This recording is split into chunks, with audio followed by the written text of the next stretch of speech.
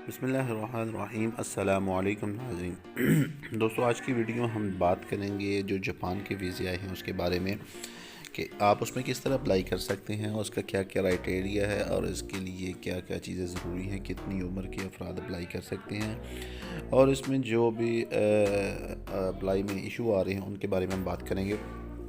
तो सबसे पहले मैं आपको बताता चलूँ कि जापान का वीज़ा जो है ना वो ऑनलाइन आप उसको फॉर्म अप्लाई कर सकते हैं। इंटर्नशिप में आप कोई भी अगर काम जानते हैं इनमें से तो आप उसमें बआसानी अप्लाई कर सकते हैं। ये उनका एडवर्टाइजमेंट फॉर्म है, ये भी आपको इसका लिंक भी आपको डिस्क्रिप्शन में मिल जाएगा, आप वहाँ से इसके दे सकते हैं। ये देखें, इस पर काफ़ी ज़्यादा चीज़ें हैं। आप इनमें से अगर कोई भी काम जानते हैं, कारपेंटर वगैरह, प्लम्बरिंग का और पेंटिंग का, कपड़े सिलाई का, सीमेंट ये उसके बाद फर्नीचर बनाने का, इलेक्ट्रिकल इंडस्ट्री और आयरन वर्क, उसके अलावा आप देख रहे हैं इनमें से जो आपका स्टील फिक्सर भी है इसमें, और इसमें काफ़ी ज़्यादा जो है ना वो इसमें शोबे दिए गए हैं। आप इनमें से किसी में भी अप्लाई कर सकते हैं। अगर किसी में भी आपका एक्सपीरियंस है तो आप प्राइवेट डिप्लोमा भी बना के तो इसमें जो है ना बआसानी अप्लाई कर सकते हैं। तो इनसे मेरी बात हुई थी लास्ट डेट के बारे में, ऑनलाइन अप्लाई के बारे में, क्योंकि इनकी 30 तारीख लास्ट थी। 2019 की जो 30 थी वो लास्ट थी, 12वें महीने की 30 तारीख लास्ट थी।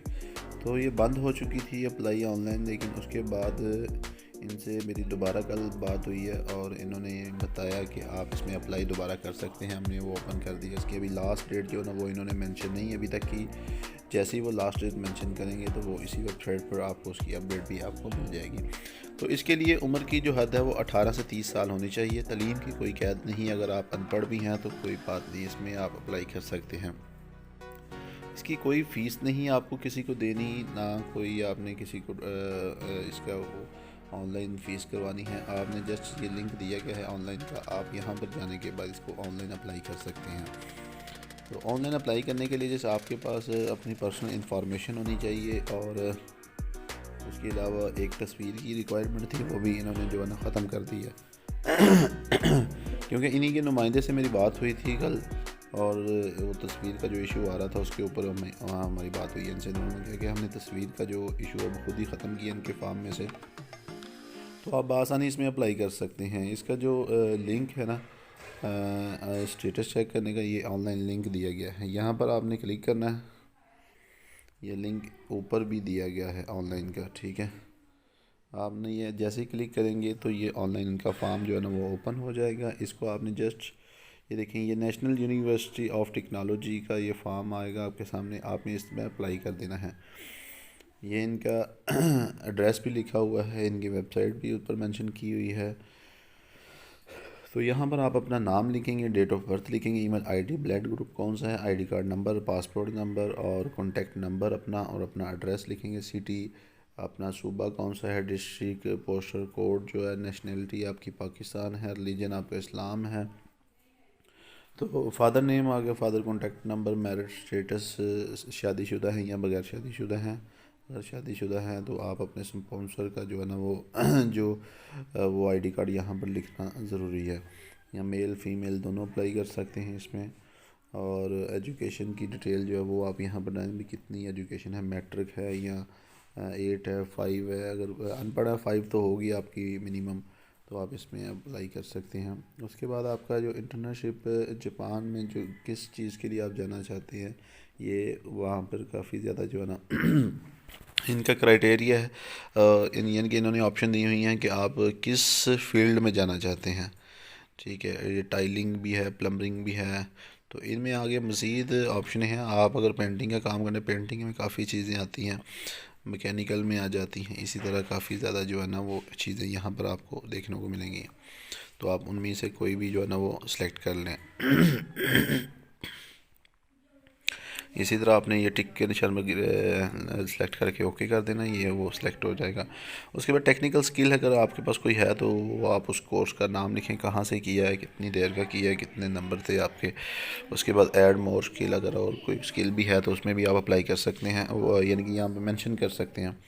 उसके बाद आपका एक्सपीरियंस कहाँ पर है, जहाँ पर भी जो भी कंपनी जहाँ पर भी आपने एक्सपीरियंस किया उसका यहाँ पर आपने नाम मेंशन कर देना है। नाम मेंशन करने के बाद आपने यहाँ पर उसका यानी कि डेजिग्नेशन आपका क्या था, वहाँ पर ओहदा क्या था, क्या थे आप वहाँ पर, और फ्रॉम कब शुरू किया, कब तक किया, जॉब प्रोफाइल आपकी क्या थी, वहाँ पर सैलरी कितनी थी, और पार्ट टाइम थी या फुल टाइम थे, वो आपने इन खानों में फिल कर देना। और कोई एक्सपीरियंस भी है वो यहाँ पर ऐड करके आप वो भी वहाँ पर लिख सकते हैं। आगे वर्क एक्सपीरियंस कोई भी अगर इसके इनके अलावा यानी कि ये अपने काम के अलावा जो अगर आपके पास कोई एक्सपीरियंस है तो वो आप यहाँ पर मेंशन करेंगे, अगर है तो कर ले, अगर नहीं है तो रहने दें उसे। उसके बाद आगे फ़िज़िकल आपकी डिटेल जो आ जाएगी, आपका कद कितना है, कितने सेंटीमीटर है। याद रखेंगे 1 फुट में जो है ना वो 30 के करीब होता है, 30 सेंटीमीटर। अगर 5 फुट है तो आपका 150 होगा। ठीक है, इसी हिसाब से आप बेशक लिख सकते हैं, 30 के हिसाब से भी लिख सकते हैं आप। उसके बाद आप वेट है, कितने केजी है आपका, कितने किलो वज़न है, वो आप सिर्फ किलो लिखेंगे यहाँ पर। तो उसके बाद आगे आ जाता है डिसेबली, अगर आपको मजदूरी वगैरह कोई है इफ़ एनी तो यस करें, उसके बारे में लिखें, अगर ये तो नो कर दें। उसके बाद अगर क्रिमिनल रिकॉर्ड तो नहीं है, अगर आपका कोई पर्चा वगैरह जैसे आपको होता है या कोई इसी तरह थाने से अगर आप क्लियर हैं, पुलिस स्टेशन में आपका कोई ऐसा रिकॉर्ड नहीं है क्रिमिनल का, तो आप यहाँ पर नो कर दें। ठीक है, तो यहाँ पर अगर आपके कोई शनाख्ती कार्ड पर कोई शनाख्ती अलामत जैसी होती है, मार्क्स ऑफ द आइडेंटिफिकेशन, तो वो यहाँ पर यस कर दें, अगर है नहीं है तो नो, जो भी है वो आप लिख दें, यहाँ पर नो ही करें। आगे लैंग्वेज के बारे में, इंग्लिश आपको गुड आती है, एक्सीलेंट आती है या बिल्कुल ही नहीं आती, जो भी आपको आती है अपने हिसाब से, जैसे हमारी गुड है या बिल्कुल नहीं आती, गुड ही कर दें। लिखाई में कैसी है वो एक्सीलेंट कर दें। ठीक है, बोलने में कैसी है, ठीक है, वो आप जो भी है आप ये कर लें। ठीक है, उर्दू कैसी है वो तो एक्सीलेंट ही, डेफिनेटली वो एक्सीलेंट ही होगी। ठीक है, तो जैपनीज़ आ गई आगे नीचे, जैपनीज़ आपकी कैसी है, वो हमारी यानी कि लिखनी तो ज़ाहिरी बात है वो नहीं आती होगी। अगर किसी को आती है तो वो उसी हिसाब से यहाँ पर वो लिख सकता है। इसके अलावा अदर कोई लैंग्वेज है तो आप लिख सकते हैं, अगर कोरियन जानते हैं, कोई भी जानते हैं तो आप वो यहाँ पर लिख सकते हैं। पंजाबी तो ज़ाहिरी बात है सबको आती होगी, तो यहाँ पर हमने पंजाबी टाइप कर दिया। उसके बाद तो इसके बारे में यानी कि इस प्रोग्राम के बारे में आपको कहाँ से पता चला, वो उसके बारे में आप कुछ भी लिख सकते हैं, अखबार से, इंटरनेट से, तो हम इंटरनेट यहाँ पर लिख देते हैं। तो उसके बाद आगे जो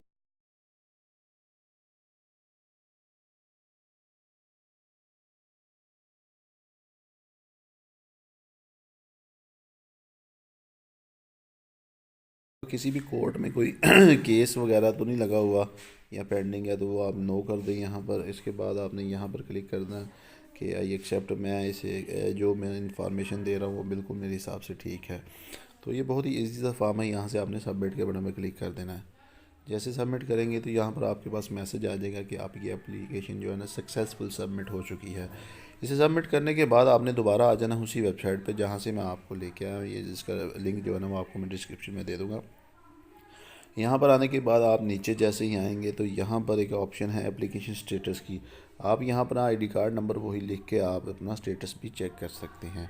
ठीक है, तो ये था जापान में अप्लाई करने का छोटा सा प्रोसेस। अगर मज़ीद कोई इसमें किसी को मसला आ रहा है तो आप हमें कमेंट बॉक्स में ज़रूर बताएं ताकि हम उसके बारे में आपको मज़ीद आगाही दे सकें। तो मिलते हैं नेक्स्ट वीडियो में किसी और जॉब के साथ, तो तब तक के लिए इजाज़त दीजिए, अल्लाह हाफिज़।